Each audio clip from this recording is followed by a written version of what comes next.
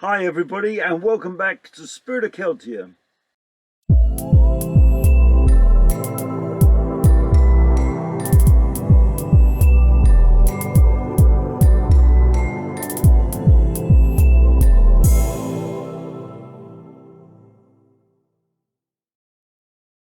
Today's video is about the Celtic Tarot and the crazy story behind it.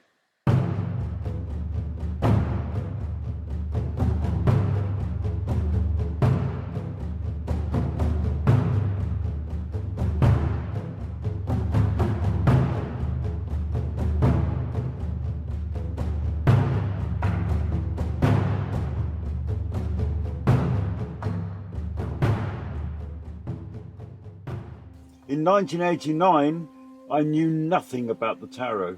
Never had a reading, knew nothing. Now I was contacted by the author of best-selling Prediction Tarot Pack, who suggested we did a Celtic Tarot together. So I went to his home, a cliff-edge dwelling in St Ives, Cornwall, to discuss the project with him. I was assured that he would take me through the symbolism of each card, and was explained that creating a tarot pack in those days was a very prestigious opportunity. I was living in a shared winter let in Lyme Regis at the time. The contract arrived and I duly signed, and the crazy journey began. It had been suggested that I should include pieces of jewellery within the pictures, and then a well-known pewter company would create a Celtic Tarot range. So all was well. I had just completed Symbols of the Grail quest for an exhibition in Winchester, and this would later move on to a few cathedrals and exhibitions in Brittany. I had a Dover copyright-free book to do, so everything was going swimmingly. Then I got a letter to say that the prediction author had pulled out and sold his contract to the jewellery company. They of course knew nothing about the tarot, and I didn't know anyone who did. I decided that now I was contracted to do the pack and I was sharing a winterlet, that I needed to be on my own to focus on the work. I found a cottage on the seafront opposite St Michael's Mount, and I moved all my art stuff in and sat down to the work on the Dover book. It was a black and white book and it would be very quick to do. Thankfully there were no problems. It was completed and I laid the pages out on the kitchen table one night to admire my work, then went to bed happy. I woke to find that the cottage was full of water the next morning because of an extremely high tide, and the newly drawn pages were floating around the kitchen. Thankfully they were face up so the ink hadn't run, and I hung them on the washing line outside to dry. Now it was impossible to stay in the cottage now, so I needed to find somewhere else to work. The jewellery company found me a small place in Penzance and away from high tides.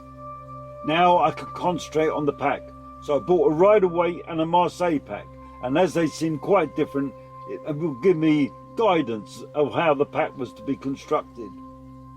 As I said in other videos, I know nothing about Celtic mythology and legends, so I was working from a mentally clear state. It's the way I've worked with Merlin: the clearer the channel, the easier the progress. So I opened myself to the universe, and most of the days were intense, and I completed 1 or 2 cards a day. At these times I hardly eat or sleep. When the energy flows, you just have to go with it, and time stands still.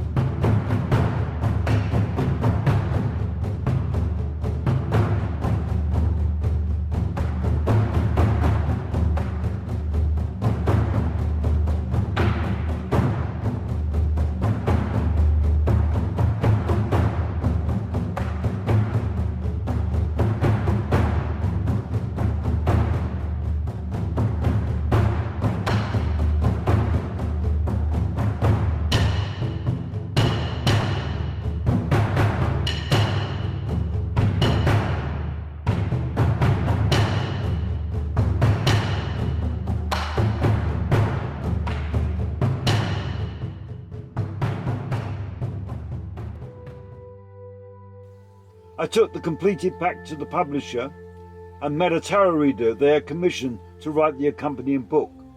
She sat down with me and read some of the cards and explained the symbology of certain cards for me.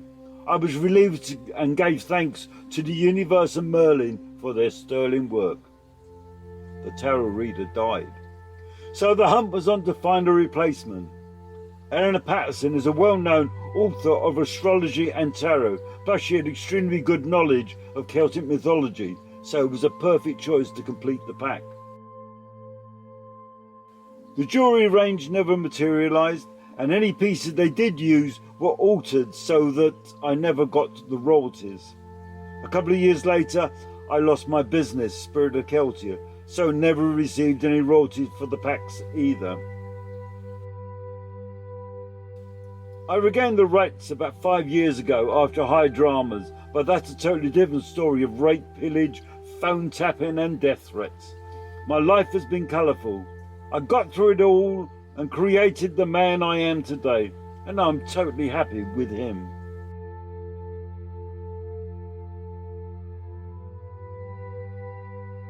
So I hope you enjoyed this video. Please give it a thumbs up if you did, and please hit the subscribe button and bell if you'd like to see further videos.